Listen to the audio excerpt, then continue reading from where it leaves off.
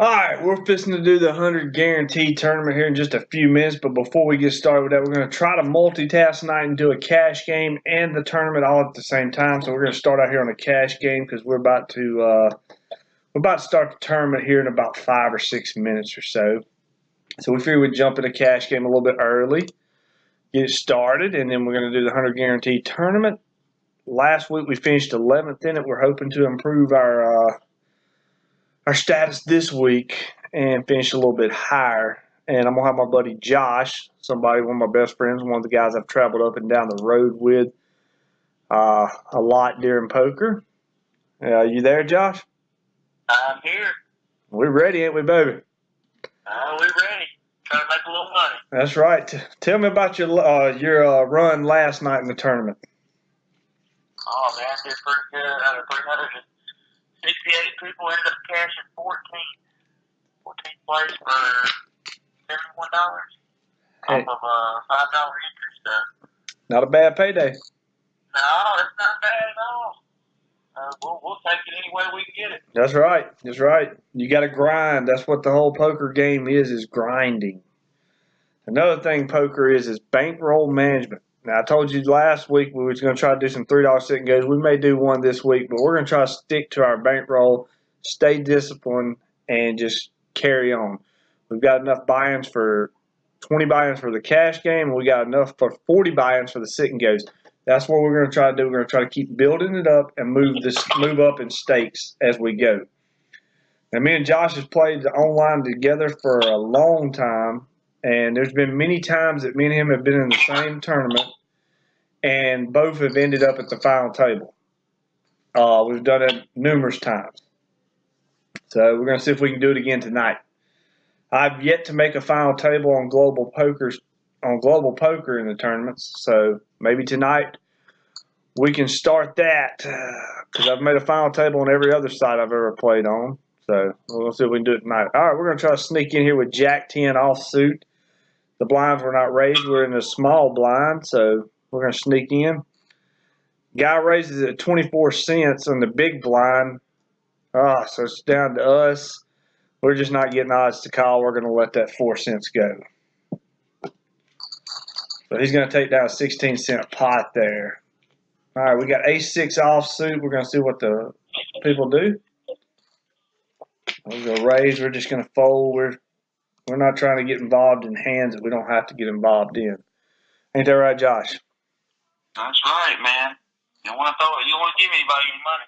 No, and the way these guys are raising, the guy raised 12 cents, and then the guy that just re-raised a minute ago when I snuck in, he just re-raised it to 44 cents. So now we're going to see what's going to happen. We got Traven 333, and I don't know who this is over here, but the flop is a 2-3-9. That's a scary board, especially if you're holding two big cards. Oh, the guy bets out 46 cents. He must have flopped a set of threes. Got a call. Queen hits the turn. See Traven. He is going to check it there, but this other guy's been crazy. You know, cash games is where you're going to kind of make your money, but the tournaments is where you're going to make the big money. But to sustain those losses you have in tournaments, cash games where you're more consistent at. Let's see. Ace-Queen is going to take the pot down, so this other guy didn't have shit apparently. So I don't know what they were doing fighting it out, but whatever. But don't you agree with that, Josh, that you're going to probably be more of a consistent winner in cash games than you are in tournaments? Yes. The long run of things, yes.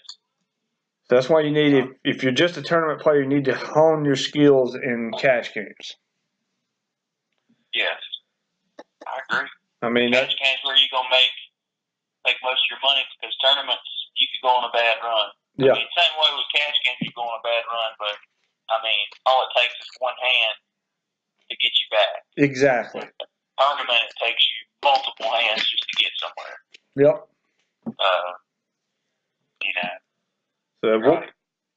So what I'm gonna start doing is I'm gonna start playing cash games and tournaments so y'all can keep up with my bankroll and how the management of the bankroll is going. So that way we're going to show you how you can consistently keep your bankroll where it's at and not go broke. You know, you're going to have bad streaks in both sit and goes our tournaments and cash games, but if you've got the proper bankroll, you'll never go broke. And if you do, you've learned a lot through that process, but you got to move up gradually. You can't just jump like one thing to the next all the time. So I'm going to try to show you some discipline and what you can do, especially when you're playing low stakes with the donkeys. Because, Josh, you love them donkeys, don't you? Oh, who doesn't, man? We all love the donkeys. Yeah. I mean, that's what you want, man. And it's like you was telling me today, we was talking about it, and just talking about this guy said that he takes too many bad beats, blah, blah. If you haven't played poker long enough, you're going to take plenty of bad beats. I mean, if you've been playing poker long enough, you're going to know that bad beats come. And what people don't understand about online poker is there's so many hands going on in online poker. You're going to have twice the bad beats on online poker than you would live poker. So that's one thing you have to understand when you're getting into the online game. Correct? Oh, yeah. The aces will get cracked multiple times. Yeah, I mean, because you have aces, it don't mean anything. You may have aces 4 times in a night and may win with them one time if you're lucky. Yeah. I mean, especially if you're going all in pre-flop and somebody calls you. That's a toss-up. If you hadn't seen the flop yet, I mean, they could have a low pocket pair and flop a set. I mean, and then you're pretty much drawing dead, drawing to an ace. So, yep. And that's another thing. And you've taught me this too, and we've talked it over. But you just cannot put all your money in one pot. You have to kind of get into it. Now, we do get overzealous, and we do bet a lot when it comes to stuff, but you've got to know when to hold them and when to fold them. That's the name of the game, you know. And we're getting this tournament started. And I've got queen 5 on, and I'm going to fold that and go back to the cash game over here and see what I got. I got 4 deuce, and there's only 3 players in here, so I'm going to try to sneak in and see what happens. I doubt he's going to let me sneak in. He's probably going to raise it, and I figure he's a raiser, so we're going to call him here. And we're going to flop the nuts, and we're just going to try to let him bet. I flopped ace 3-5, Josh, with 4 deuce. I mean, I'm going to bet 16 out, see what he does. And he called the 16. I'm going to fold my tournament hand here and go back to the cash game. And let's see, we're going to pot it at 64 cents. And he calls the 64 cents, and we are a winner. We flop the nuts. So there we go. We're up to 475 on the cash game. And we're going to go sit back in the tournament. And because I'm going to be doing a lot of back and forth here, but we're going to fold that. We need the cash game table to fill up some more. Were you in the big blind with 4 deuce? No, I was in the small blind. I snuck in, and this guy's raised every hand, so I decided just to call the 16 cents and flop the nuts. I actually called 12 cents more and flopped the nuts. Gotcha. So that was a good deal. I mean, I wasn't going nowhere to that flop. I was just hoping. Yeah, you were in it till it didn't matter. But the thing was, in your hand before you let him go. But with him raising, I wanted him to bet the. I had queen 8 in both the sit and go and the tournament. I folded both times, but I wanted him to bet on the flop, but he didn't. He checked, so I had to bet the turn, and then I could have got a little value out of him on the flop, but I may not. He may have folded on the flop. He may have been scared of the ace, but because once the king hit on the turn, I bet, and he called. So he just called me down. So I kind of assumed he had a king or something in his hand. Yeah. Usually that ace comes out there, somebody's going to bet it. Oh, yeah, yeah. Yeah, most people will go in with ace little. What I noticed from this side is they play that hand a lot. Oh, yeah, they love ace little. Ace 10, I mean, pretty much ace anything. All right, we didn't flop nothing in the tournament. we'll be check fold in there. All right, let's go to the cash game. We got 8-7. It was raised by the same guy. 2 10s on the flop. We're going to check that. He's probably going to bet out on it. No, he checked.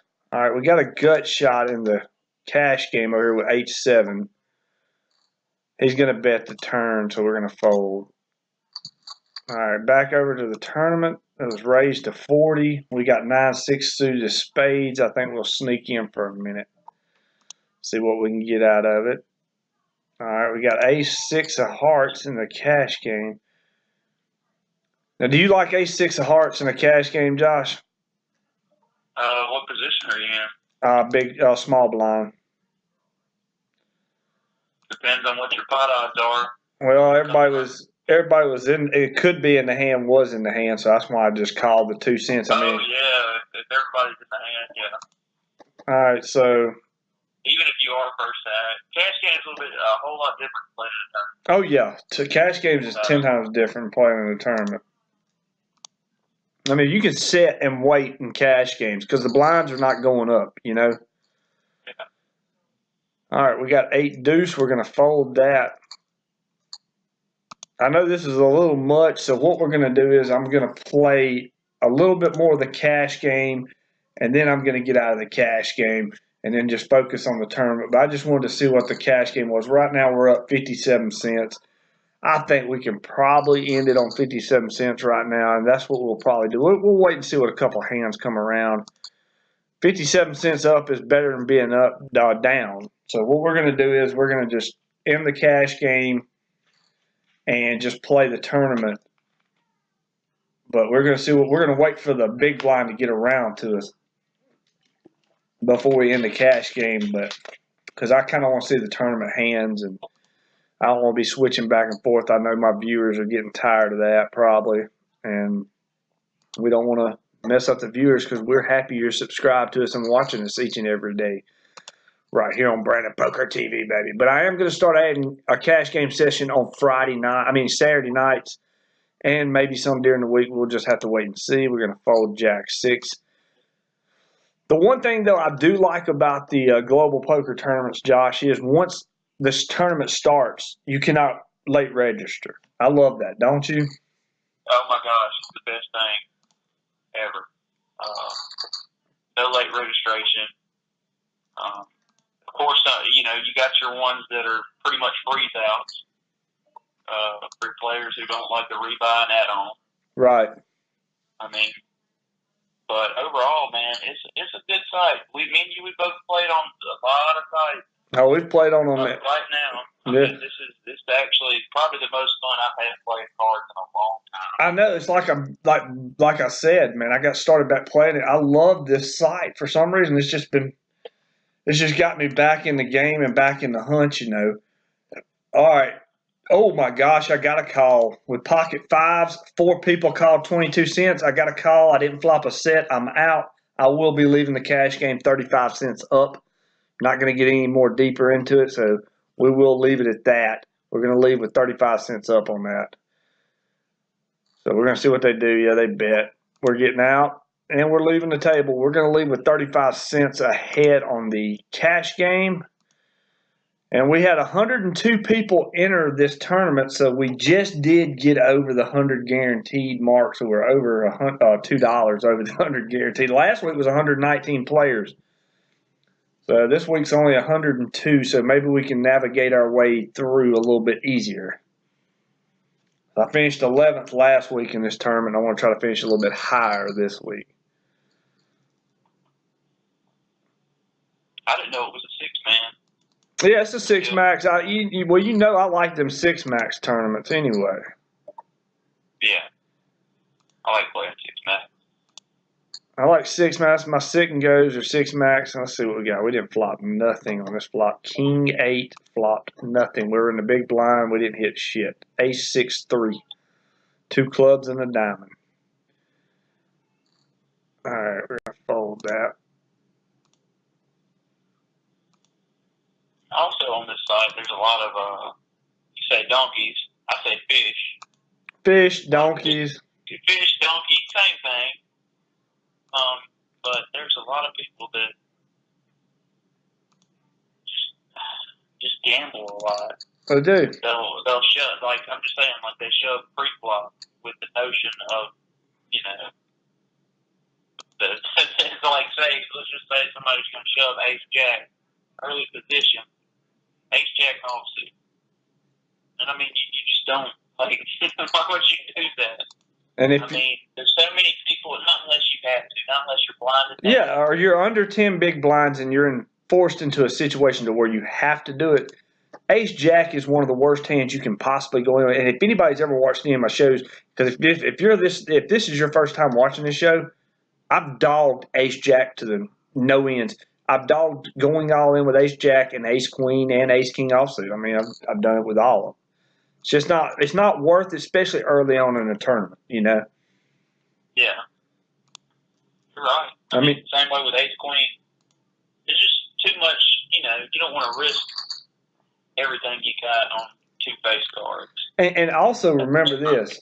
9 times out of 10, when you go in with Ace Queen, all in with Ace Queen, 9 times out of 10, somebody's got Ace King. And I mean that's usually how it runs. Or they got Ace Little and they hit the small card and you hit nothing. That happens a lot. But I hate shoving with those hands unless I'm under 10 big blinds or close to it, you know. Ooh, we got a raise here. I'm going to have to get out of this hand. I probably should. Well, I don't know. I can't. All right, I got 4 people. Our guy raises it to 100, and I've got 4 people in for 100, and I got to call 60 more to win 400. I think my odds are. I think I should call, so I'm going to call. And we didn't flop nothing, but I mean, we couldn't fold in that situation. You know, we were putting 60 in to win a little over 500. I mean, or at 500. So, I mean, we couldn't go nowhere, but I'm folding that hand. So let's see what first place is going to pay tonight. It is going to pay $33 for first place. We're already down to 85 players out of 102. And we've only been going for, what, 10 minutes? Oh, wow. I love them. I mean, but $33 for first place off $1. I mean, come on. Yeah. That's huge. It is. I mean, you're getting 32 times your buy-in. I mean, that right there sets me up with 30 more extra buy-ins to tournaments. And I could actually move up a stake if I win this. I could actually move up some stakes, you know? Yeah. That's what we look at. You look at how many buy-ins you're going to win, and that helps you progress up the bankroll, you know, and that way you can move up stakes. You can take stabs at higher stakes without risking too much of your bankroll. Any poker player knows that your lifeline is your bankroll. That is how you live. That is how you do it. I mean, me and Josh, we've been, God, how long have we been playing poker and traveling up and down the roads together for at least? Oh, my God. I don't even know. I mean, we've been doing it forever. Seems like forever. I mean, it does. I mean, what we both know it's been a long time because we can both remember when we played on Poker Stars and Full Tilt together. And Full Tilt and Poker Stars had been out since 2011, so you're looking 6 years ago, and we'd already been going for a while then. So, yeah. Oh my gosh, we're dinosaurs. Yeah, we're especially in the poker world. Remember the good old days? Man, I love them days, man. I can remember us getting on Poker Stars and just playing the hell out of it all night long. Like, I mean, we did not put nothing down. We stayed up all night just playing Poker Stars, Full Tilt. Now, you was more of a Poker Stars guy, and I was more of a Full Tilt guy back then. Even though I played on both, I had a lot of success on Full Tilt. But I remember that one tournament. You got to remember the one tournament we played every night. What was that tournament? The Ferguson. The Ferguson, baby. The $1 Ferguson. I mean, I'd be asleep playing that damn thing. I mean, we didn't care how much we had in our bankroll. We could have $10,000 in our bankroll. We was going to play that $1 tournament every night. It was just first place was huge too. Yeah.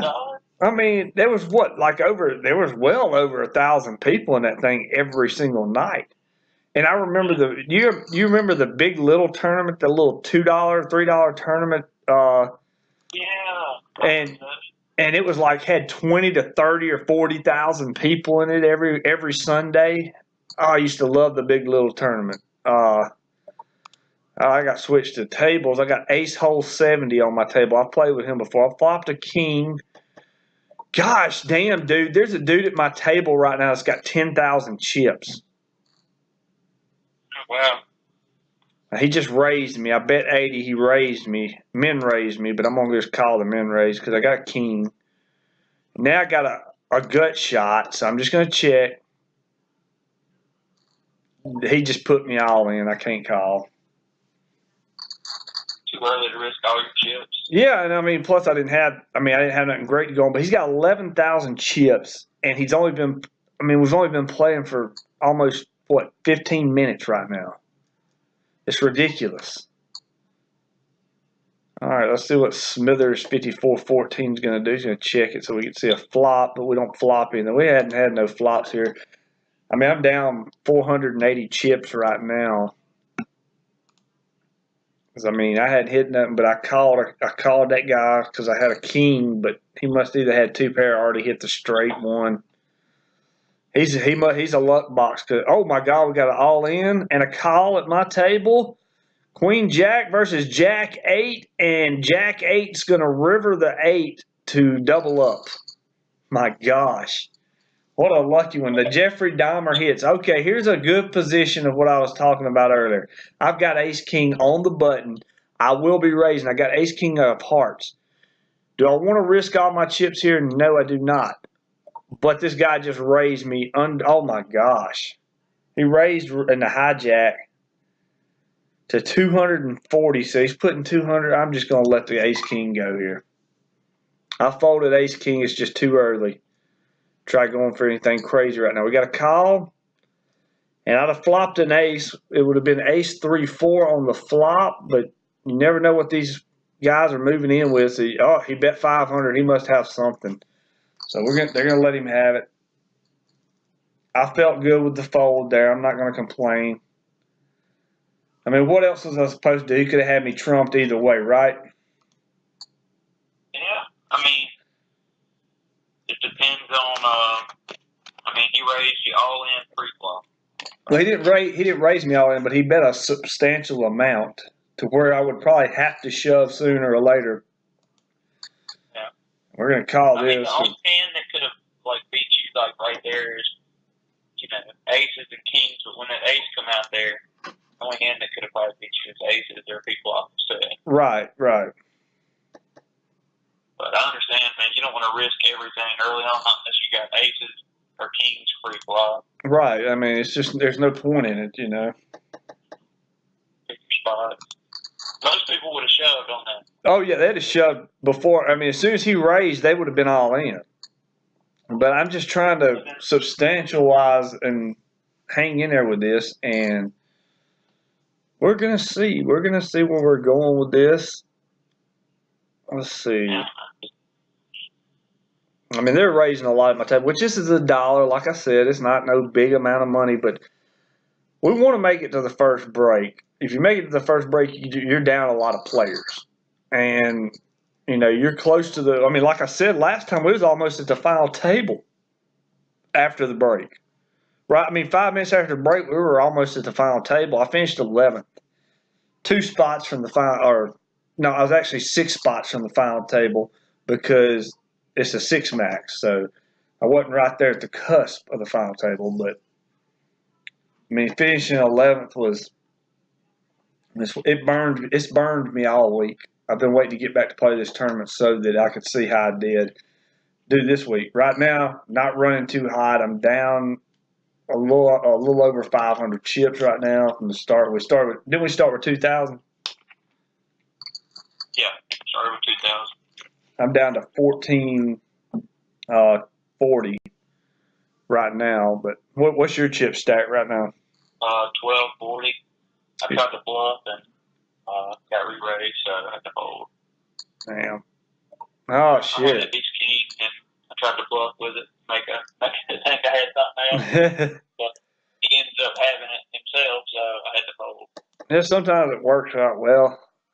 I didn't want to really call that extra $40, but I had to because, I mean, everybody at the table called. All right, so now I've got no really, I mean, significant. I can't really hit nothing but maybe a, yeah, I'm not going to call 160. Guy over here with 10,000 chips. It's ridiculous when you have 10,000 chips, not even 20 minutes into the damn tournament. Either you're just lucky as hell or the donks are just giving you everything they got. And again, the instance could happen where like 4 people at the table went all in. Yeah, it's true that too. Being $1, you'll have them tables where people will just shove with whatever 2 cards they got. Yep. I mean, these guys are just raising like hell. So honestly, you can't really put them on anything until you've seen their cards a few times. We got a guy all in against Smithers, 54-14's all in against straight mixed 22 calls with 6-5 off or 6-5 suited, and he does not hit. So pocket nines of Smithers 54 just took him down. He raised on the button with 5-6, giving that guy no credit whatsoever now. So I don't know, but I'm thinking about calling with this hand. I got Jack 10 of diamonds on the button. I'm thinking about making a call. I know you just raised it to 140. Got a call. I'm gonna call. Good position with them. Yeah. Suited connectors, late position. Yep. And I didn't flop anything. No, I mean, 9-5 ace. I could hit backdoor straight, but that's about it. And I get to check it, so I get to see a turn card, which 9-5 ace 5. So I'm pretty much out of this. I mean, you're not out of it. No, I mean, I'm out of the hand. Because they're raising and re-raising each other like crazy, so I'm out. Yeah. There's no way for me to be in that damn hand. I mean, I didn't have no draws whatsoever, so I had to fold. Yeah.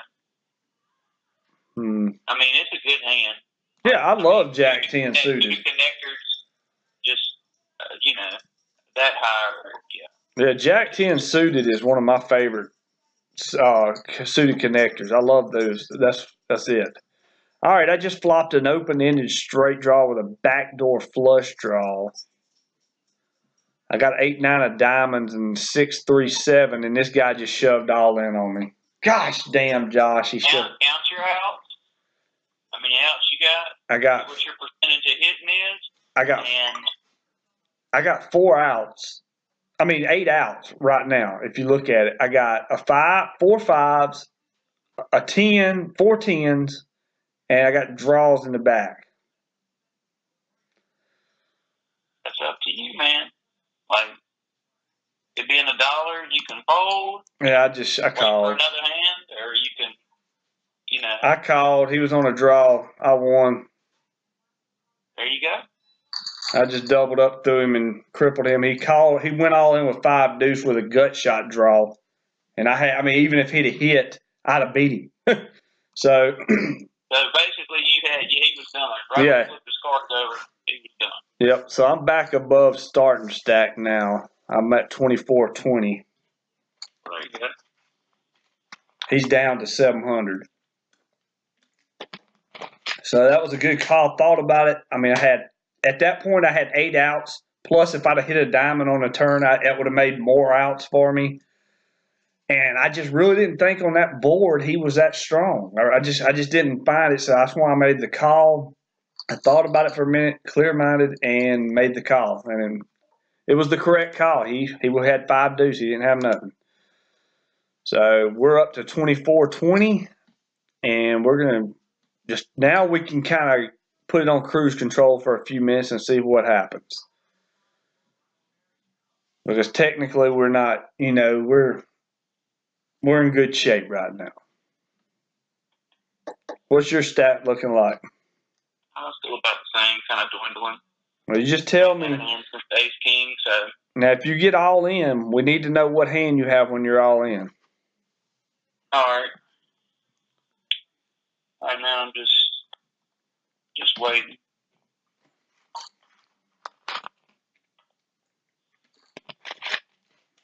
Oh my gosh, the guy with 10,000 chips just shoved all in into a $240 pot.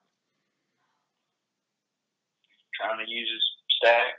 I mean, well, he can pretty much knock everybody at the damn table out without. I mean, even if he gets called, he's not losing that many damn chips.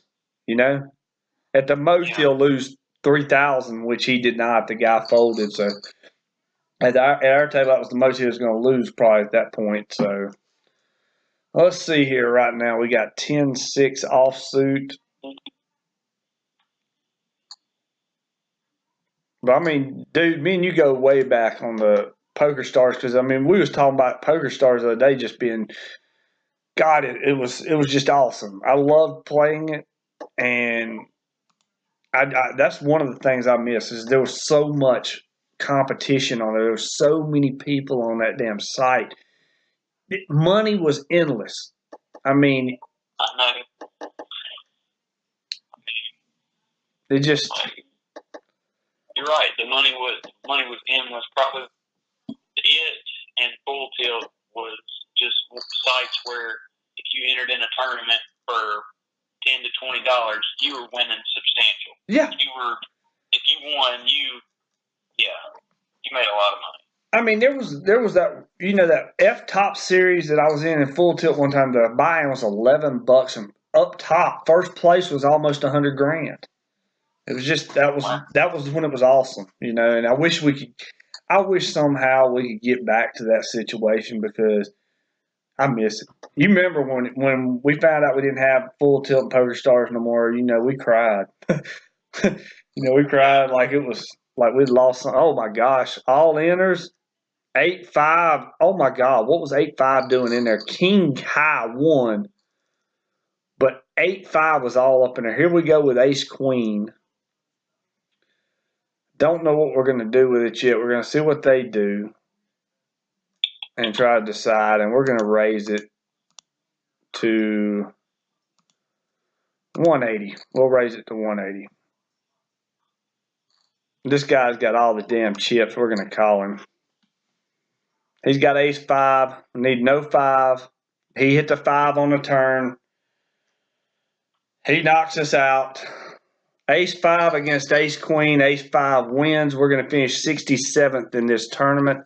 Not a long night for us, but, I mean, I figured we were in a good spot there, and we were. He's a donkey who's getting lucky. A lover. So we're out in 67th place in that.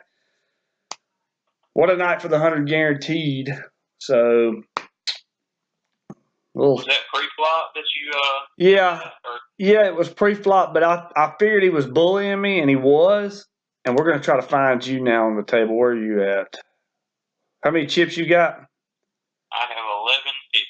1150. All right, let's go to 1150. Let's see if we can find Josh. You're on 1150.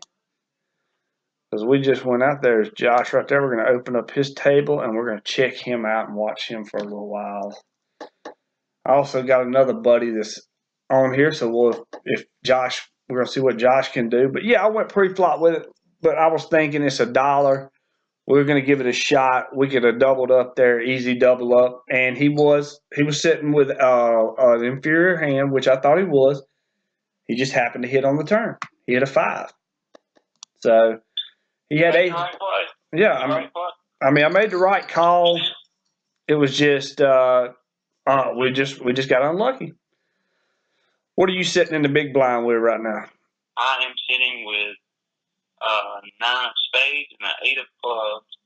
Okay, well, let's hope it don't get raised so we can see a flop here. Well, look at there. Get the check. You got a 9? A 9, yeah. Now,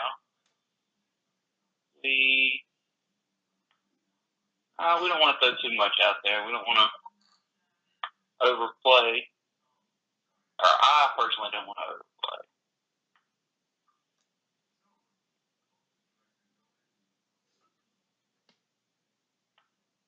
Yeah. Well, I mean, a He six. folded. That's Prague 1985 is the one to my Yeah. one Okay. to my left. He's the one that took my money or took almost half my stack. He said, "Now we'll." Yeah, I was going to say you got at least better. Yeah. There's no way I'm checking that. No, I mean you got top pair right now. I mean you have to say you're going to win. I mean, and now I have ace eight, ace of diamonds, and eight of clubs, which I'm not going to play that hand just because I'm not going to try and. Yeah, I mean, yeah. Yeah, you just throw. And a lot of people will play that. A lot of people. I have an ace. That means I automatically raise. That's where a lot of people go wrong. Yep, it is. I mean, ace little. If it was suited, I still wouldn't raise. No, there's no, especially this early. There's no point in doing it. Yeah. And plus, you don't want to be first to act, and you don't hit anything. Because then you got to check or you got a continuation bet, and if you continuation bet and you get called, then you're dug into a deeper hole. Yeah. Definitely don't want to dig your hole. Although in the freeze out, I'm doing pretty good in the freeze out. $5 freeze out. Are you playing both of them? Yeah. There's 60 players, and we're down to 17 left, and I'm at first right now. So how many started that thing? 60 players. Oh, that ain't bad. No, that's your mix right there. Yeah. 550, 60 player freeze out. First place, $100. Yeah, you know I love them freeze outs. Remember when I used to win that damn $5 freeze out every night on Bet Online? Yeah, I remember. Boy, that night, you remember that night I won that big tournament on Bet Online and you were sitting there saying, don't call, yes, yes. You had like Queen 7 or Queen something? Yeah, Queen 7. It was Queen 7, and it took me to the promised land, man. After I hit that, I couldn't lose. You were rolling. After you hit that, I was like, what are you doing? You're like, I'm just doing this. I was like, oh my gosh. And then you did. And it catapulted you to the final table. And you know the funny thing about that night is that I had to go to the grocery store and pick up groceries and come back and play this tournament. So I left the tournament, went and got groceries, and came back and finished it and won. Yeah, I remember because I had to play while you were gone. Yep. Talking on the phone with you. You kept me afloat, though. You kept me afloat while I was gone, though, man. Yeah. I remember what I cooked. I ask you, though. I remember what I cooked that night. I was cooking steaks that night, and I burnt the damn steaks because I was so excited on winning. Being at the final table of that big-ass tournament. Because, that buy-in was, what, $11, and I ended up profiting, like, almost $3,000 off of the $11 buy-in. Yeah, man, that was huge. The only thing about Bet Online is your starting stack is just terrible. Oh, it's beyond terrible. And then there's rebuys and add-ons in just about every one of them except for the very few freeze-outs they have.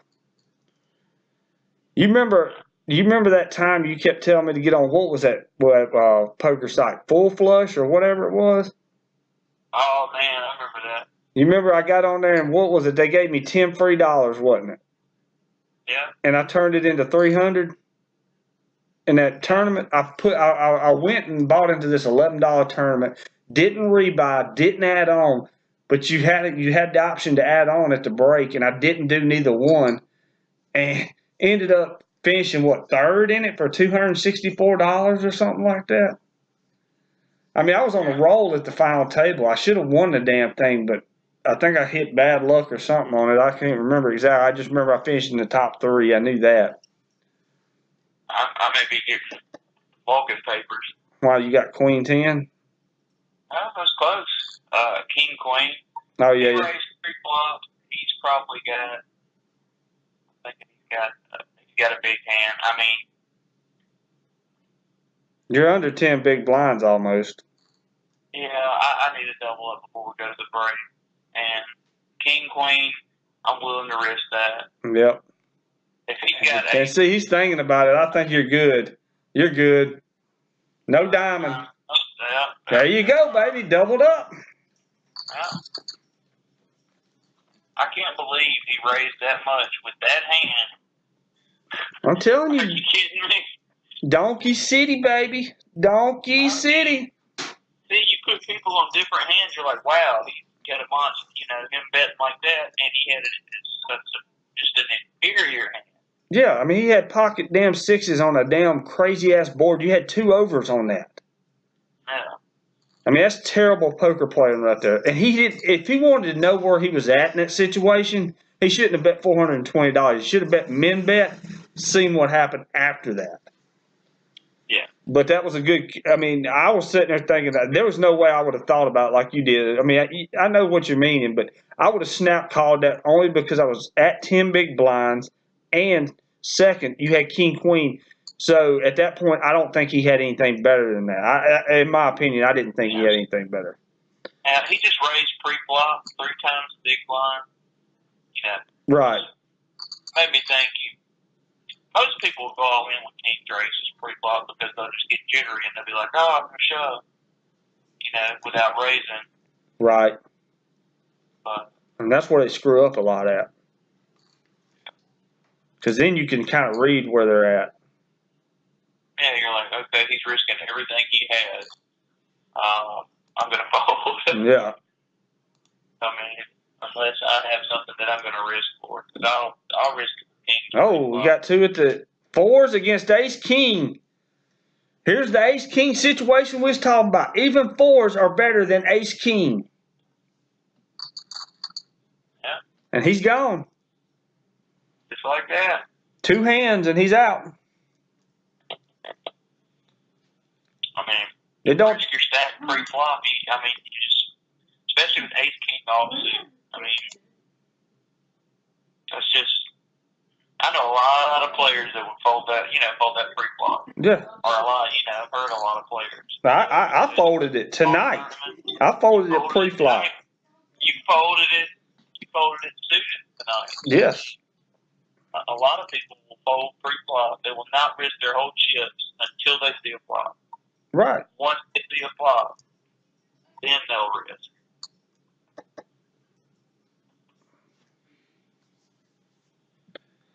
Let's see here. Well, I believe this is the shortest tournament we've done on my show that I've been in. And I got knocked out. So it's a first, but it happens. Hey man, it happens. You made a good call. Yep. You made the right call. So how many people would have?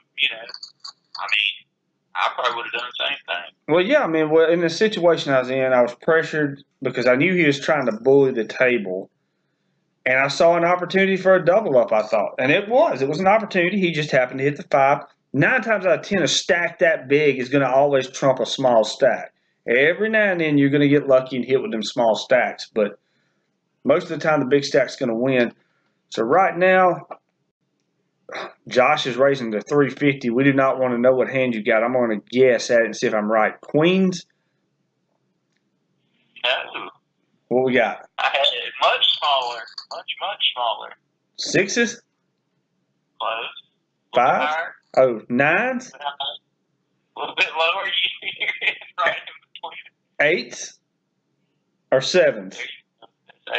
8. I love 8s. I love 8s sometimes. What are we going to do here? We are folding this hand. Queen 4. Get folded. All right. So you get to see a different side of me. You're actually getting to see me not play while my buddy plays, and we talk to him on the phone and see how he progresses his way through this tournament. He's doing pretty good so far. Up to 2,900. I mean, he's at 2,950 right now, but, with pending big blind. And we're going to fold that. Now, what we're going to try to do. I have 5 to 1 odds to call that, but Queen 5 offsuit. I'm just Yeah, you can't just jump in with stuff like that. But we're going to try to guess sometimes when Josh gets in hands. We're going to kind of guess at what hands he's got. Some hands we're going to ask him what he has. But our next hand is going to be like the Jack's Link Beef Jerky hand. We're going to try to guess what he's got.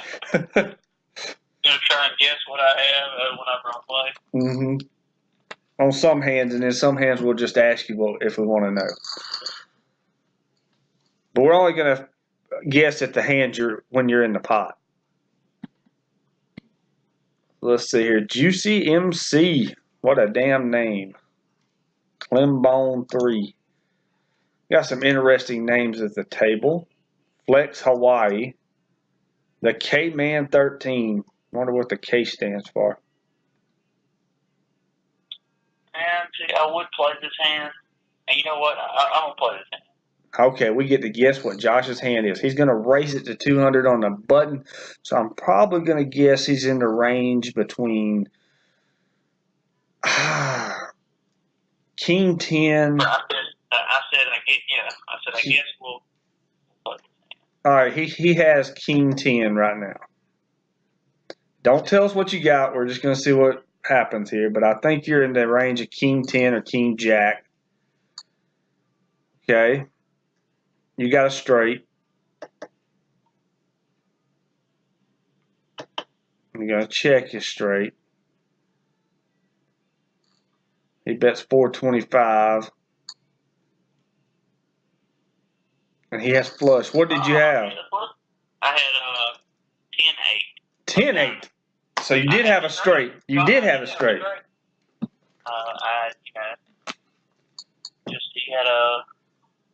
He called a raise or a min raise with 7-3 of hearts. Yep. I mean, what can you do? Like he had a shit hand. He had a shit hand, but also he had out. He defended his blind is what he did. And then he flopped a draw, and you checked the flop, so he hit the flush on the turn.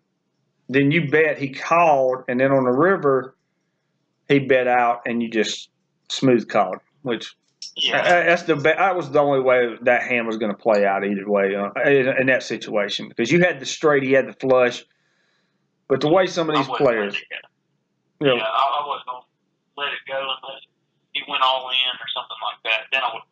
But the way the play is, you wouldn't have put him on a 7-high flush. No way. Honestly, I think I didn't even see the flush out.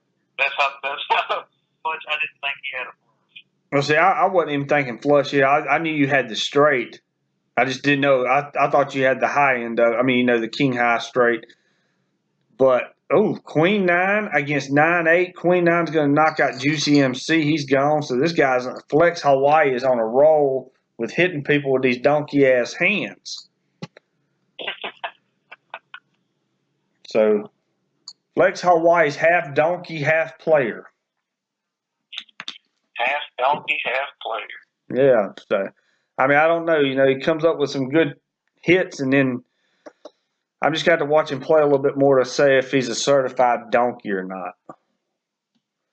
All right, we got an Ace King Jack flop. Boy, that's a scary looking flop, especially if you got some low cards.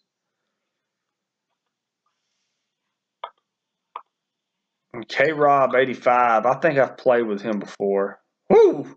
Gosh, Royal Flush. Jack 10 of diamonds. Where are you at, my friend? Yeah.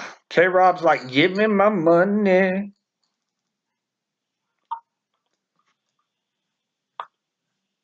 So we got Josh in here. He's sitting up in this thing. He is tearing it up right now. I am not tearing it up. Right now, I'm surviving. You're surviving, but it's like, but the one thing that I can say we credit to me and you can be credited for. You're never going to hardly ever see us with a humongous stack unless we're just running incredibly great.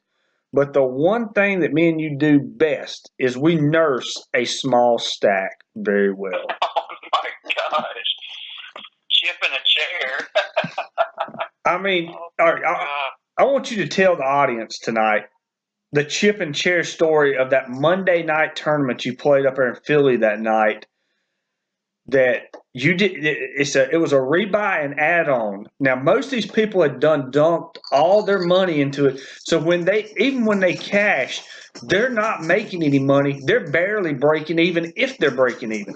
But Josh, my buddy, shows up right at the end of late registration, if I'm not correct. He only gets 1,000 chips. The blinds are already high. Now pick it up from there. I think the blinds were like, golly, they started out crazy high. I think like 50 and 100, and I got in probably at 100 and 200. So pretty much when I got in, the first 3 hands I saw, I had to do. And if I remember, I think I had ace queen, and I beat ace jack to double up. And then from there on, I just started accumulating a little more. I mean, I nursed a small stack. I was never the chip leader, never even close to the chip leader. I just survived. I picked spots, got lucky, spiked. This is, as I like to call it, spike it on the river several times, and ended up making the final table. And we all ended up chopping. Ended up making like $700. No, wait, not $700. It really wasn't that much. It was probably like $260.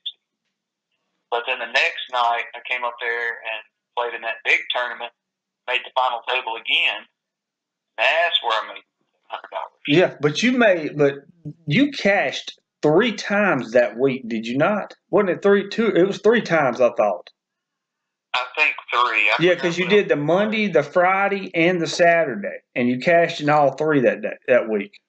Yeah, I have played a total of 5 or 6 times at our local casino. Yeah, right. And I've cashed 50% of the time. And same here. I mean, I hadn't played since. Yeah, I mean, I've played a higher percentage of tournaments up there, but I've cashed in a lot of the tournaments, and I've cashed in a lot of the bigger tournaments up there too. But the thing about that is, really playing at our local casino is like playing on global poker. There is nothing but donkeys up there, and they think they're good poker players, but they couldn't tell you anything poker related that makes any sense. Why'd you go all in with 7 deuce? I had pot odds. Shit, you were the only one in the hand. How the hell did you have pot odds? Or, I mean, they find some way to justify their call with 7 deuce or 5-3. Oh, well, or ace little. Yeah, ace little. I mean, yeah, they call the hell out of you ace little. I remember one night I was up there, and I think it was that Saturday tournament back in the day, and I was playing. I had ace king, and I mean, I was down to nothing, but this guy had a lower stack than I did. And I raised it, and he called my raise. And when he called my raise, I was like, well, what's he got? And I flopped an ace. And I shoved all in on him to get him off because, I mean, I knew I had him covered. And he snapped calls with ace 3. Now, the board was like 10, ace 5. What do you think the next card was? It was a damn 3. And he won and crippled my stack. But that's the way they play up there. I mean, they'll play with any 2 cards up there, and then they try to justify why they played them. And I'm like, I don't give a shit. You're not going to justify it to me how you played it. I don't care, really. You know, I just move on to the next hand. And then my favorite thing that some of these guys do is they'll knock you out, and then they'll say, I'm sorry. No, you're not. Who says they're sorry? I'm not sorry I knocked you out of the tournament. That was the goal. That was the point. You may be a nice guy. We may be friends. But one less player, closer to the money. Sorry, I'm in the business to make money, not make friends. I'm sorry. I got friends. I don't need to make any more. I mean, I got 2 or 3 of the best friends in the world. I don't need no more. You know, Josh is the best. Got Trent. You know, I mean, those 2 guys right there, I know if I needed them, they're going to be there for me no matter what. No matter the situation. I could call Josh at 3 in the morning. He could be asleep. He'd still, if I needed him to come pick me up, he'd be there. Same with Trent. But Josh is more of a brother than a best friend. Because me and you've been through a lot of shit together. Not just poker shit. We've been through all kinds of shit together. Wow, look at this hand. What I raised 4 and got 3 callers. I should have just checked. You don't. Yeah, we're not gonna guess. We want you. We want to know what you got. Yeah, it's ace queen offsuit. Okay. So I mean, I should have checked it. I was gonna check it. I got more time. I thought about it. So I raised it, and then all 3 of them called. Well, I mean, sometimes that's what you got to do. I mean, you're in a situation right now. Yeah. I should have checked. Always go with your gut instinct. That's right. Anytime your gut tells you something, it's the right thing. So.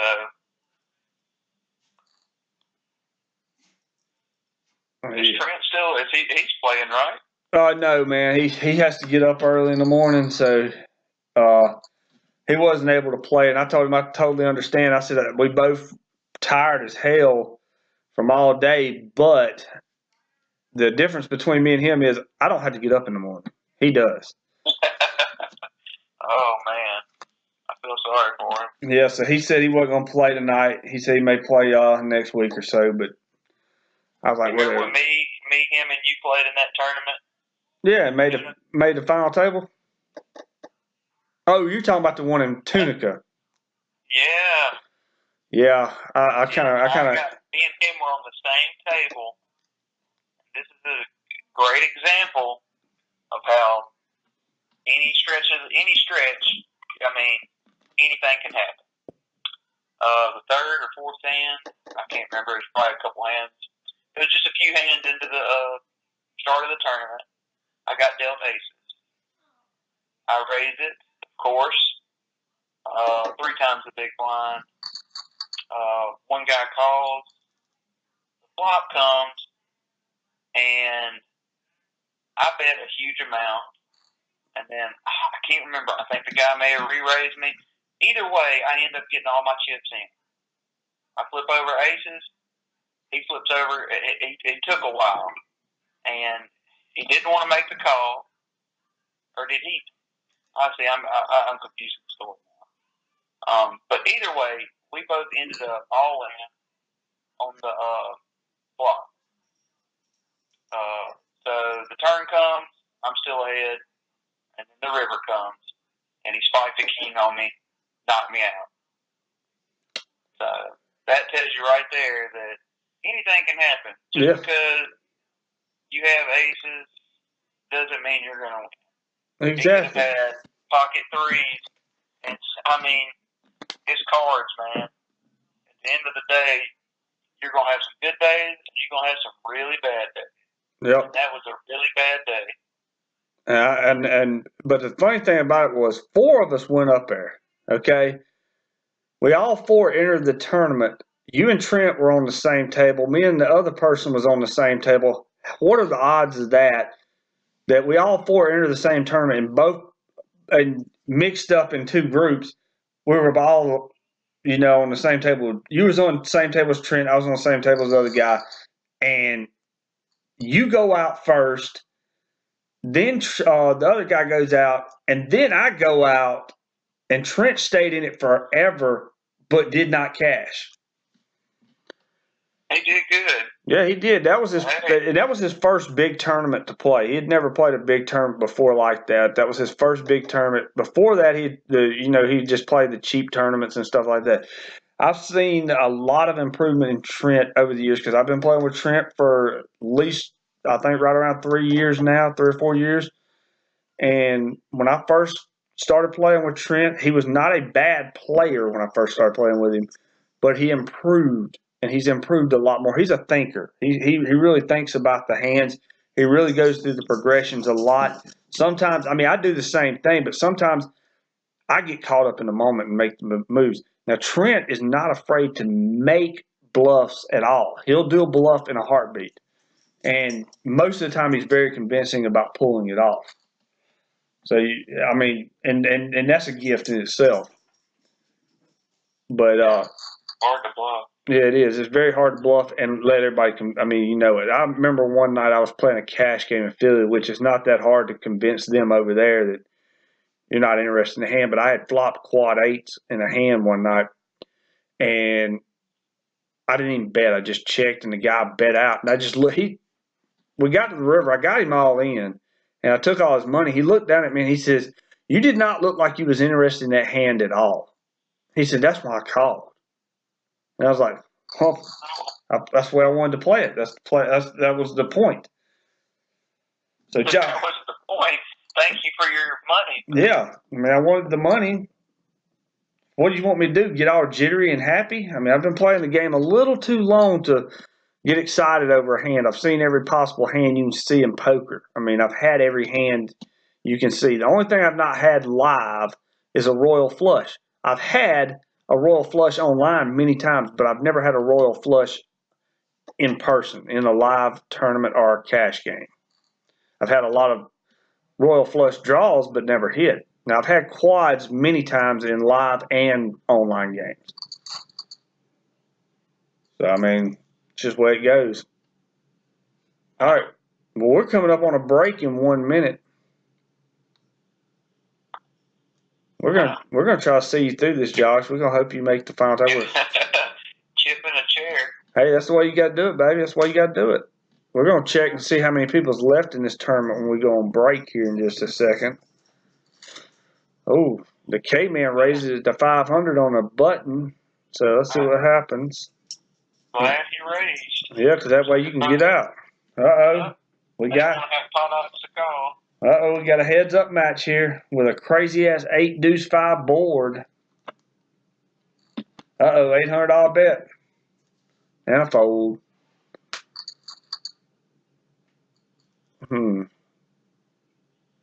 So what you got, Josh? A6 on the button. Now, I'm below blinds. I could shove, get a call, maybe double up. I could raise, maybe try and steal. But I guarantee you flex Hawaii will call me. Yep.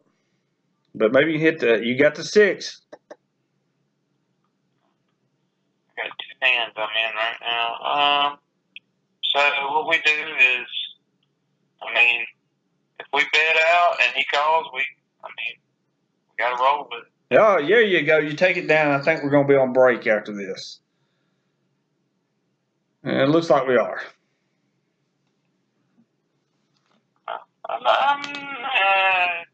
Low stack. You're low stack, but you're still hanging in there. You got a chance. Let's see how many players is left, and we've got 34 players left. The payout structure is 14 spots paid. What other tournament are you in over there, Josh? I am in the $5 550 freeze out. All right, 550 freeze out. It's running right now, so let's see if we can find it. Yeah, there's 11 players left. All right. It's what's the freeze out? 550 freeze out. All right, here we freeze out started. Now you got 22,000 chips. Yep. Oh hell, we're gonna keep a watch on you. Oh, you're in a hand right now, aren't you? First place, and it is $111. Yeah, we're gonna keep a watch on you, buddy. We're gonna keep a watch on you, son. Y'all are not on break right now in this tournament, though, are you? No. Okay. We actually just came off the break not too long ago. Okay, so you're good for this one, so we can watch you through this break on this one.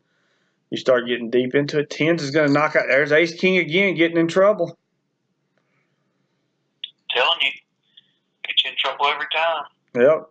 You see them 2 big cards, and you just get excited. It's like seeing a stripper. You just get excited, so excited you just let loose. And just like Ace King, you lose all your damn money. That's right. You know, I get more excited live in person than I do online. Yeah. Online. I do. It's harder for me to control emotions. That's why I have to listen to music. Yeah. Like I have to put music in my ear just so I can focus on something else. So people, be like, "Oh my gosh, He's got the hand, you know. Yep. Oh. They read it like a book. Oh my A lot of gosh. people cover up. Oh, ace-9 held on. Yeah, that's true. You know, I get more excited live than I do online. But you know, the only thing I got to say about, you know, a stripper and ace king is I'll just mention 2 words, and Josh, you'll know these very well. Golden nugget. And with that, that conversation is over. Oh, so you could have been playing in. You could have played in the main event of the World Series of Poker, son. No, man, I'm not that. Not good enough to play in that. Plus, you know, with the way it is now, there's so many people that get in it.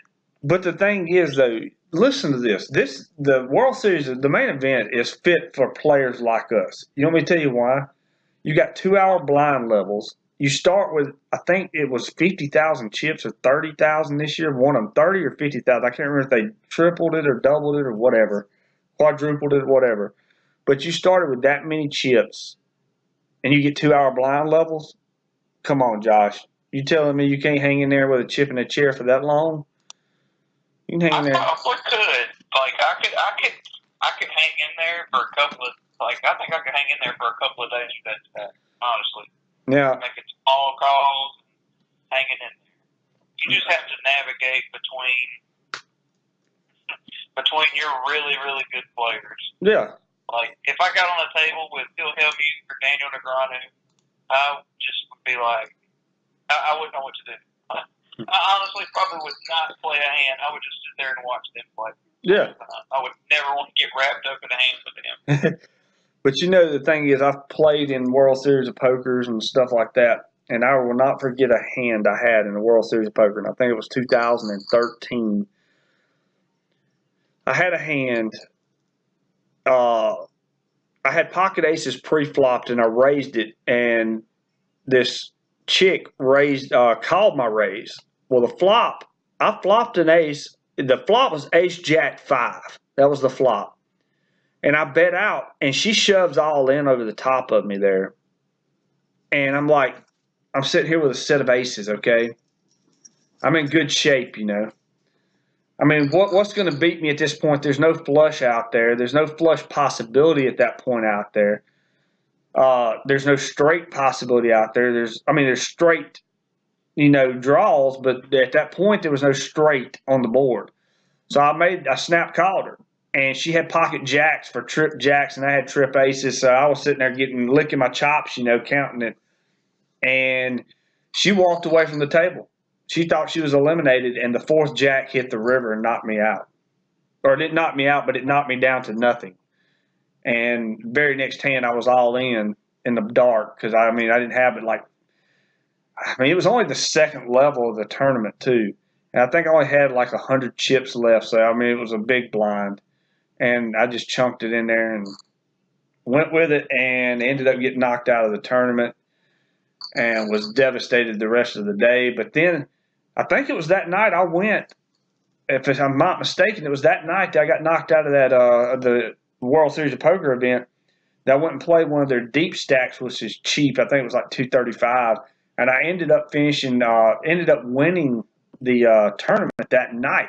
We played from the time because the World Series started at, I think it was 11 or 12 in the afternoon, and I got knocked out of it and then went and played this other tournament and ended up winning it.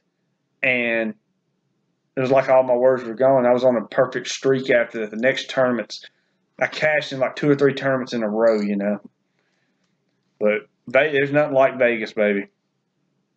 There's nothing like being in Vegas. Man. Hopefully one day I get to go there. Oh, yeah, man. With the way I'm building this bankroll up here on Global Poker, I'll be taking you with me next summer when I go out there. Man, I'd love to go out there. Oh, man. It's nothing like it. I love it every year. Remember that year that I went down to New Orleans and cashed in that Omaha World Series of Poker Circuit event down there? Yeah, that's what I was going to ask you about. I didn't know if that was in Vegas or if it was New Orleans. Yeah, it was in New Orleans when I cashed in at that the Omaha event. And I mean, it wasn't long after that. I mean, it was the same time that I went out there and got knocked out with the quad jacks. Was only 2 weeks after that. I mean, I went out, or maybe it was a month after that, or something like that. But anyway, I went out. I mean, pretty much went from New Orleans to Vegas at that point, and that was when I got knocked out of the several World Series of Poker events. But I ended up making a lot of money that weekend that summer, because I remember. Oh crap! Yeah, he played good. He did really good right there. Yep. He did really good. He checked it. He didn't bet it. That was a good play. Yep. Damn. Good play. I mean, very good. That's the first good play I've seen all day today. That was a rough one for you, but. Yeah, but I mean, he checked it. You know, I don't know what the percentage is, but most people who check don't have anything. Right. I mean, especially online. Checking's a sign of weakness unless they try to trap it. Yep. Which is what he did, and he got it. So. I think that was what's that? I mean, I was just gonna say about the World Series that year. I think that was the year that you come back to New Orleans and picked me up from the airport, wasn't it? Yeah, sure did. Picked you up from the airport. Yeah. How about that? Yeah. He took me to the airport in Jackson that one year. Yeah. Because I'd never known of you getting up at 4:30 in the morning, but you got up at 4:30 in the morning to take me to get on a plane and go to Vegas. Ooh. I'm not tired. I know it. Hell, I remember that time we went down there to play the WSOP in Biloxi. Remember that? And you had not slept the night before, and we drove down there, and you slept in you slept in my damn Jeep. Oh man, tired again. So I'm just gonna raise it right here. We're back on the 100 guaranteed. I didn't even know that. Yeah. All right, let's get back in that. Okay, we're back in the 100 guaranteed now. Oh wow, he snapped calls. Oh. What did you have? I had A6 again. Oh. This time it was suited. But it wasn't hard. So I figured I could raise it again. But you know, I'm pretty much gonna shove pre-flop whenever I get a halfway decent hand, because I mean blinds are ridiculous. Blinds are high. I'm low stacked. How many people are left in the $5 freeze out? There is 10 left. I'm one from the final table. All right. That's what I'm trying to do right now. I'm just trying to hang in there. Make a final table. Woo! I made a final table. Ratwood is gone. Ace Queen. There you go again. There's another good example of Ace Queen, Ace King, Ace Jack, and all them shitty hands. Even though I went out with Ace Queen. But they are. I mean, you got to play them, especially when you're this deep in a tournament. If you got chips, you don't need to donk them off. Yeah, like the guy, D Tread 90. He's got 16,490. So he's cruising right now. Yeah, he's cruising to the final table because there's only 31 players left in the 100 guaranteed. There's 10 players left in the 550 freeze out, you said. So you're on the cusp of making the final table of the $5 freeze out. How many people are paid in the $5 freeze out? The final table. So there you go. You're on the cusp of making money right now if you can make the final table and it. We're watching both. We're switching back and forth. Right now we're on the 550 freeze out table, which is the blinds are 1,000, 2,000. You're at the final table now, so you're cashing. There we go. Final table. So Josh is cashed in the final table on the 550 freeze out. So what's your guaranteed prize money right now? I think it is, let's see, probably, it's not that much. It's going to be $11.19. Still doubling your profit. So, I mean, you're doubling your buy-in. So, I mean, you're making profit. That's all that matters. Oh, man, I got to walk, too, so. Yeah, so there you go. You're into the final table. You're making a walk. We're going to go back to the 100 guaranteed right now. We're back at the 100 guaranteed. we'll get back to the final table action in just a minute, but we're going to see what Josh can do right here. I'm guessing you're probably going to shove right here, aren't you? Oh no! if I did shove with that, more than likely I would get with it. Yeah. Yeah, I had 4-3 offsuit. Yeah, we're back on the final table now. I would have had a gut shot with a pair of threes. Gut shot with a pair of threes. Good deal. I would need a 5, a 4, or a 3. Probably should have. I mean, but okay, this is the hand I'm going out on. I don't like it. You're in the 100 guaranteed, right? What you got? I have King 10 and then the dollar one. So let's watch. You see, and then you get a re-raise. But you ain't got no choice. You have no choice. And this right here is a perfect spot for King 10 because if you get more than one collar, say you got one collar, you got two collars, you got a chance to triple up and really you can then expand. And you got a pair of 10s. I mean, I know somebody may have a jack, but you got pocket 10. You got a pair of 10s right now, so you're in good shape, I think. I don't think they've got you right now. I'm not right now.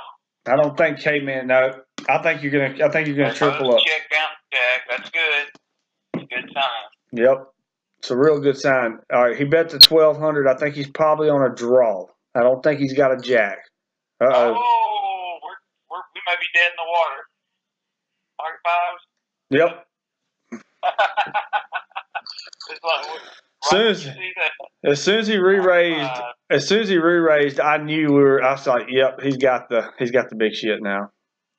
All right, we're at the final table with Josh here on the 550 freeze out. So we're gonna check this out for a few minutes and check out his final table since we've recorded most. He gets knocked out. What place did you finish in on the 110?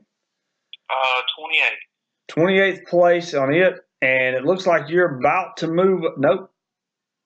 I didn't even see he had two pair there, so he doubles up. I was finna say you're finna get into some little bit higher money, but you actually right now you're sitting in a good spot because you got a dude that's got less chips than you, half of the chips you got. You got two up here that really are not that much ahead of you. So, and the way they play and the way you play, they could get crazy, and you could still. I mean, three people could get knocked out, and you could actually move up. Or get a double up, So either way, I still think you're in good shape to make a poised run at this. Yeah, anything can happen. It's just, Oh, big hand. Sixes against King Queen. He just blew his. Look at that, Josh. Now you have a stack that's below you. You've got a chance to move up. You move up in the pay scale. What are we guaranteed now? Let's see.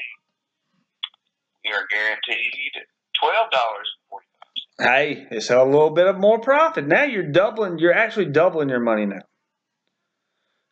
We got an all-inner. And I have pocket threes, and I will fold them. Yeah, they'll be going into the muck there. Yeah. There's no reason to risk that. Yeah, if I had 78,000 chips, I would risk pocket threes, but no. Not with somebody who's lower than me. Two people lower than me. And this person.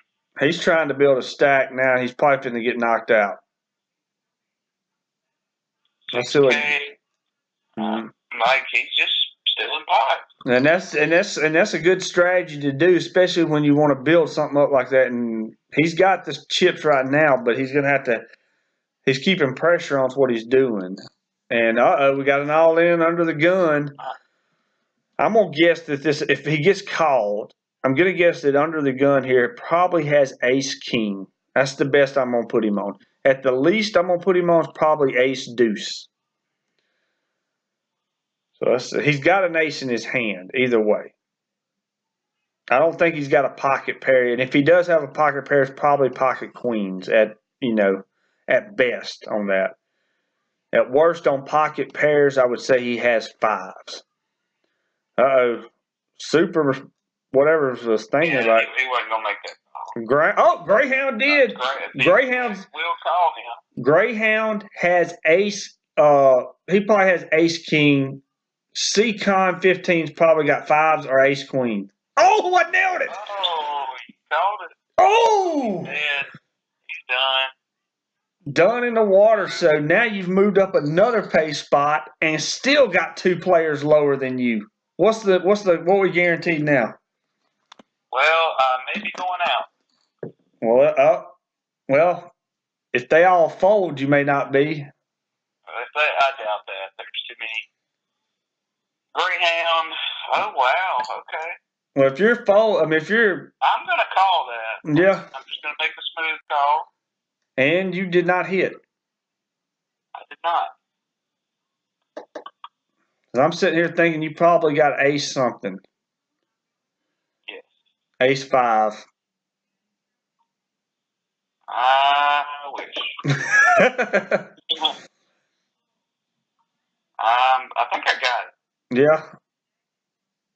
I think I got it.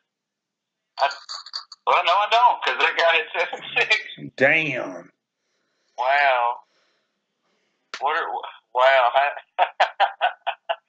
7-6. But he had to. Yeah, he didn't have no choice. He was either forced to in the next hand or he was out. Either way. So I guess suited connectors in that position, he really had no choice, and it worked out for him. What do you? Don't tell me. I'm gonna guess when he gets around here. I'm gonna say you probably got ace king. Now don't tell me. We're gonna see either ace king or king queen. And Greyhound has probably got ace 8. And this, whatever he is, I don't know what he's doing. More time. Chipping a chair. Let's get. Come on. Let's get lucky. Ace king. I was right. He had ace queen over here though, and no queen. Don't spike me. Don't spike me. Nope, you got it. You doubled up. Look at you. You called it. You was right when you said it. You was right on the money. I'm starting to get my poker skills back, buddy. Yeah. Uh-oh. Josh, you may be having a chance, baby. Maybe having a chance to move up another pay scale. Hey, I've made runs with small stacks before. Like I said, we're probably the best low stakes players to nurse a small stack ever. Ms. Rocky. That's right. We the grinder, baby. Uh-oh. Ace 3 against ace 4. Ooh. It's gonna be a split pot. Yep. Split it up.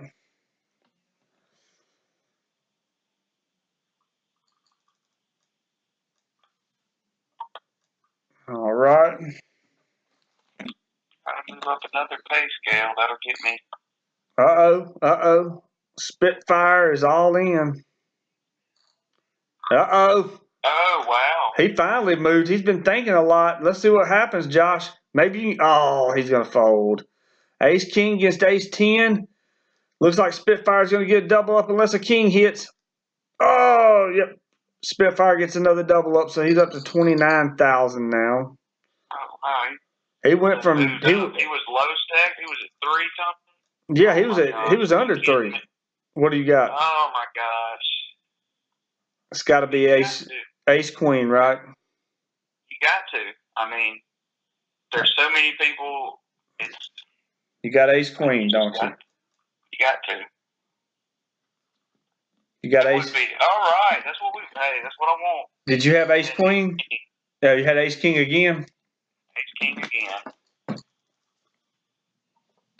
That's good. It allowed me to steal some blinds. And that's what you want to do. Survive another round. That's right, because the blinds just went up. So, and we're calling the final table action of Josh here. He's on the final table, the $5 $5.50 freeze out. I hadn't really gave your name out here on there, so I don't know if people know who you're talking about, but it's Walsh is his screen name here, and we may be moving up another pay scale right here. Because the big blind's going to have to call. There's no doubt he's going to have to call. So we got he's going to have to hit a 6 on the river get you up another pay scale, and he does not. So aces will hold here. Still all right. Still okay. No, yeah, you're still good. I You still know that my big blind's gonna get shoved on, and they can have it because I will never play this hand. Oh, you must have 9-3. I will never play this. You've played this hand 10-3. Like some people have probably played this hand. I've never played this hand unless I am chipped into it. What is your hand? I guarantee you they're gonna shove. He didn't shove, but he pretty much should have. You know, if I had halfway decent hand, I would have called. What'd you have? 2-3 offsuit. The Hooter hand. I do not play it. I played it actually the other night on one of my sit and go challenges and flopped 2 pair, or maybe it was the tournament last week. I flopped 2 pair and ended up doubling up or something. I can't remember what all happened, but I ended up winning the hand. All right, Spitfire, throw some money out there. Call him. You got the chips now. Make that call. Make the hero call. It's 7K to it, isn't it? Yeah. Yeah. Less than 7K. I know, and he's got the chips now. And it's worth a knockout. I mean, I know the guy showed aces last hand, but there's no way he's got aces this time again. All right, so he'll chip up with no call. That's the thing about getting late in these tournaments. People that do have the chip stacks, they don't want to make the calls. You're right. So I mean, and I'm thinking about shoving with this hand. I'm gonna ask you what your thoughts are. All right, what you got? King Queen offsuit. Yeah, I'd shove on a button. You only got 2 to act. Yeah, I'd have to. I mean, it costs them half their stack to call you. And I don't really think they'd have anything good in the hands anyway. There's one fold. Now, if you get a call from him, he's risking pretty much his whole entire stack, so he'd be down to nothing if he called. So I'm expecting. He's calling with an ace. Yep, and I'm expecting him to fold. I think he's just playing it out. But no, he made the call. Ace 4, King Queen. You need a jack or a king. There it is, baby. Hold on. Got it, baby. Got the straight on him, but you had it. You had him on the turn. You just didn't need no ace on the river. So he's pretty much dead in the water. You're doubled up. This is what I'm talking about, baby. And we got to raise all in, so that guy's gonna call. He's got to. He's got no chips. I mean, I think you're gonna have 2 people calling. The guy that has 2K. I mean, he has to call that just because there's so many chips out there. There's so many chips out there, and he has none. I mean, he has no reason to fold. Even 3 deuce, he can't fold, really, unless he's just that terrible of a player. You cannot fold in that situation. It's just, I mean, you're not helping yourself at all to even move up. I can't believe he folded. Greyhound's got a call. He's got 90. Oh, my God. Are you? See, this is what I told you. This is what I'm telling you. Big stacks will not call. It's terrible. I mean, I would have snap called with any 2 cards at that point to knock a player out that I've got 20 times the chips on. Okay, with ace queen offsuit, would you call that or did you call that? Right now, I'm going to let it go. I would. I was finna say I would fold. I wouldn't call in that situation. Not right now. I mean, I'm going to let it go. Now the big stack calls. Ace 10 against ace 9. I mean, against pocket 9s. I would have lost. Yep. Well, no, yeah. No, wait, nah. What happened? Oh. I'm trying to think what happened, too. There's 2 kings and 3 eights out there. That's right. Full house on the board. So it's split pot, right? Yep. So y'all would have all split it. Nobody lost any money there. Yeah, I got confused, too. I was like, well, I wasn't thinking, and then I didn't see the 2 kings out there. I knew there was 3 eights out there. I just couldn't remember the 2 kings, and then I thought about it. Yeah, they both had a... Yeah, it's late. We didn't know what was happening. Yeah. Got a little confused, but... Uh-oh. Ace 9 against king jack. No jack, no king. And we got it. So we'll move up a pay scale. How much are we getting paid now? Let's see. There is 6 left. Is that correct? Yep. We are getting paid $15.99. All right, so we're moving up inch by inch to the pay scale. The top 3 spots are probably the most paid spots. Yes, that's where we want. We want top 3. Yep, because top 3 is where you're going to make your profit. Really make some profits in the top 3. Anytime, any tournament, no matter what, the top 3 spots are the most paid spots, and that's the spots you want to finish in. You want to win, but if you can't win, you want to make sure you're in those top 3 spots because that's where the money's at. All right, we got Josh on the big blind, so I'm guessing he has 6-7 offsuit in the big blind. You're about right. I have 9-5 offsuit. Okay. If I called that, it would put me at a disadvantage. Yeah, so I'm not going to attempt that. I'm not. No, you don't need to chip up anybody at this point right now. You're sitting in not a great spot, but you're sitting in a fairly decent spot for this table right now because you got 3 under you right now, and that's good because that could put you in the top 3 if these nuts go crazy. You know, these are fish, as you say to them. I call them donkeys, jackasses. I'm gonna make a damn T-shirt and sell it on Brandon Poker TV. With donkeys live here or something. I'm going to make up a damn T-shirt and sell it. You're right. But I've just never seen, a person that has 88,000 not call, not use their stack.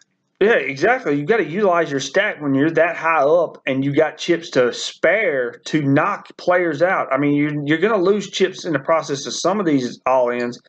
There you go. Queens against 6-3. About time. He needs nothing.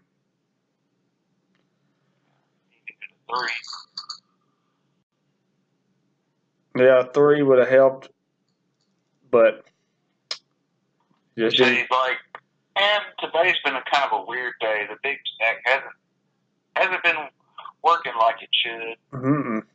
Seems like the smaller stacks just keep building up more and more. Right. So, I mean.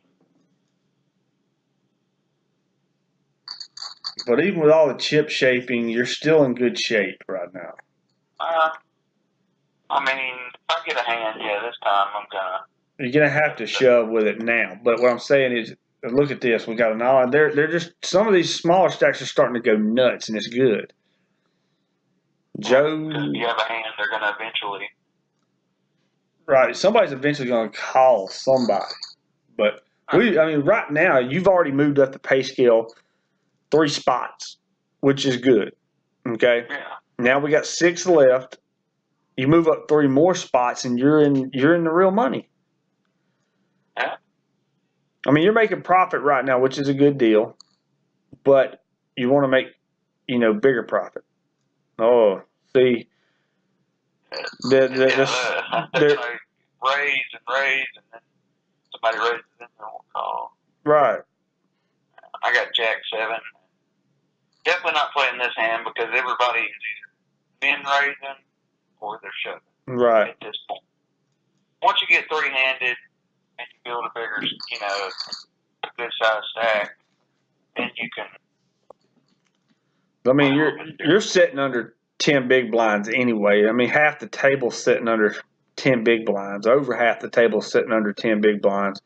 You only got 2 people that's got over 10 big blinds right now. And they're really not calling many all-ins. We've seen them call a couple, but not many, So really what the small stacks are doing is they're shoving and building their stacks that way. Like this right now, John C. View, he's not been called hardly any. Maybe one time when he's all in. Yeah. The big stacks just aren't calling. And look how much his stack improved off of going all in. I mean, one all in and he's. I'm all in. All right, don't tell us what you got. We'll just guess. We're gonna probably say you're in the range of King Queen.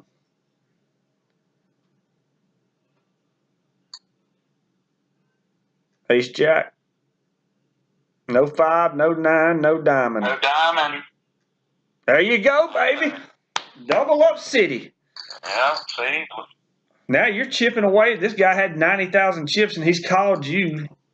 And he's lost down some, so I guess he has been unlucky on every flip, but now there he called you with 9-5. Yes. But I mean, I guess in that situation he pretty much had to take a coin flip to try to knock somebody out, and it's taking its toll on him. But that's the way it goes. I mean, when you're a big stack, he should have been making calls earlier instead of waiting this late in. Because if he'd have made calls earlier, even with the shitty cards he had the stack to sustain that. Now he's starting to lose that thunder. Yeah, now he's more aggressive. Yeah, he's more aggressive now as he's losing his chips. And John Seaview, I can't believe he didn't shove. If he'd have shoved there, put Greyhound in a spot where he had to call, and then he could have took some more chips from him. All right. Let's see what we got. We need to get some going in. This is the final table of a $5.50 freeze out. First place up top is 111, ain't it? It is $111 off $5. There's only 60 players. And that's not a bad deal. I like that. When we get our stacks up to where we can play in it, we will be in that tournament. Because that's my kind of tournament. You know, them freeze out, $5.50 freeze outs. I love those $5 freeze outs, especially the one that was on Bet Online back in the day. I used to win. It's about the same, 40, 60 people. Yeah. And I used to win that damn thing at least twice a week. I love that damn tournament. I made a killing off Bet Online. Let's see here. Yeah. I knew he was going to shove your big blind. Yeah, it's smart. Good call. I'm not going to call that. And see, he's going to go from 10. He's going to go from 10,000 chips back up to almost 20 there, off just that one hand. If any of these go all in, I'm calling. And so you must have Ace King. Close. You're close.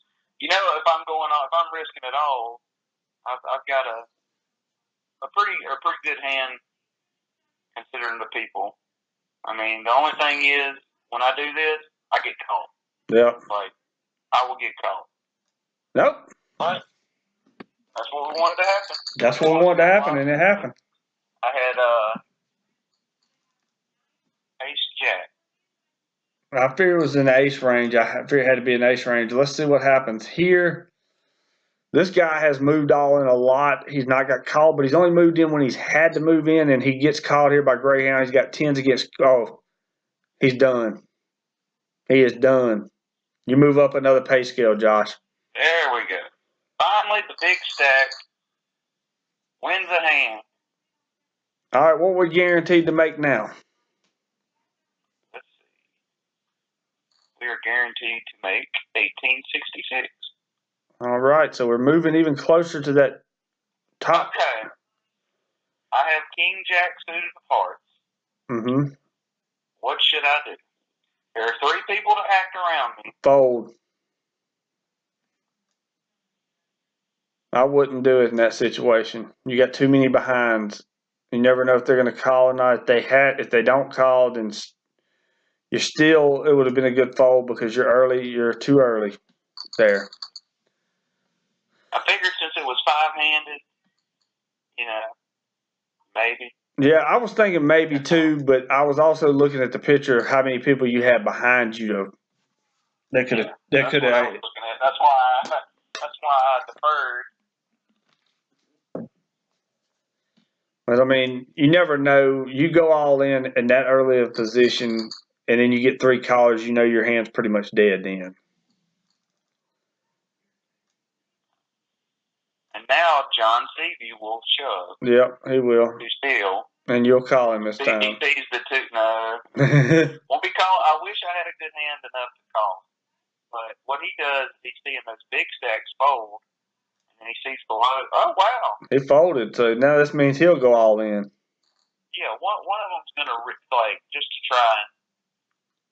And it's a good idea, but eventually you're going to get caught. Yeah, and that's where you go bankrupt. Okay. And that's where you get your double. Let's see here. John Seaview's going to have to go all in soon because he's starting to get low stacked again too. All right, there's the raise. Let's see what happens here. There's the all in. There we go. He put him all in, pretty much. Button got caught. Got caught trying to steal there. He's all. He don't know it. You have to request more time when you raise it 12,000. I mean, you just blew half your stack on a raise, so you got to call. Yeah, he's a terrible player. You fold that. At that point, you have no choice but to call because you just lost all your chips off of a damn trying to steal a pot. Now he's going to shove all in. Yep. And this guy has to call. Yep. Oh, there we go. Somebody was going to call. Well, it'd be great right now. Oh my God. Big hand. What a flop. I guarantee you the small stack has an ace. Oh, yeah, he does. How much you want to bet? I won't bet nothing because I believe it. No, he only had pocket fives. They split it. Wow. Oh, my gosh. There it is. You moved up, so now what are we making? Four-handed, we're making 22.41. All right, so we keep. So, should I raise? What you got? Should I fold? King Jack. I would probably raise, because I mean you're sitting here right now. You gotta try to steal it. If you get these two to fold and he goes all in, you gotta call him. Yeah. He's not gonna want to risk that. He's gonna either go all in or fold here. There you go. Look at you, coaching me through it. I'm trying. Let's see here. All right, John Seaview's. Come on, big stack, raise. One of y'all raise. He's going. John Seaview's going to shove. There you go. There. All right. Wow. I mean, I don't know what this John Seaview's waiting for. You're in the top three. He's got to go out here. I mean, Josh, you're just inching your way through this final table, nursing that small stack. That's the way you got to do it, baby. You got to nurse it to life. There we go. Look, I will fold every time just to get the top three. Yep, and here we go. We got a hand between the two big stacks. I'm glad I did not play that hand. What'd you have? Ace-5 suited a diamond. That's a good thing you didn't have it. And they're betting. These two are betting. Look at that pot. $40,000 pot right now between Greyhound and Spitfire. Greyhound's just a bet big. I was thinking he's finna come over the top of him. I was thinking this finna come over the top of him, but he didn't. Damn. All right, here we go. He's got a call. He didn't have no choice but to call. 9-7 against Jack 8. Hit a 9 or a 7. Hit it. Come on. Oh, that sucks. That's okay. That's okay. Man. You just got to hang in there, buddy. Like, I should have been in that hand. All right, what you got? Fold? I'm folding that. 10-4. Greyhound's got 103. He's all in. He's putting the pressure on. That's what you got to do, baby. Yeah, he's going to constantly put the pressure on. I mean, with over 100,000 chips, you got to put the pressure on at this point. Yeah, I mean, you got half the chips in play. Actually, let me rephrase that. You have pretty much all the chips in play. Yep. Uh-oh, the big stack's getting tangled up again. We got a 4-4-9 board. What a crazy-ass board this is. Uh-oh. Yep, there it is. Yes. What's happening? 10s against ace. Oh, he got caught. Oh! He spiked it. Oh, my God. He spiked the 9 on the river. I thought we were three-handed at that point, and I thought you were about second place at this time. Gosh, damn. He spikes the 9 on the river. Oh, my God. I cannot believe he spiked the damn 9 on the river. Spiked the damn 9. Oh, my gosh. How do you miss that shit? Damn. That's what you call a cooler right there. All right, a raise. He's going to try to put the old dude up top all in. He ain't got no choice but to go. John Seaby's going to have to go all in. You're going to have to go all in. No, he's going to fold. I don't know how, though. I really don't understand how you can fold in this situation.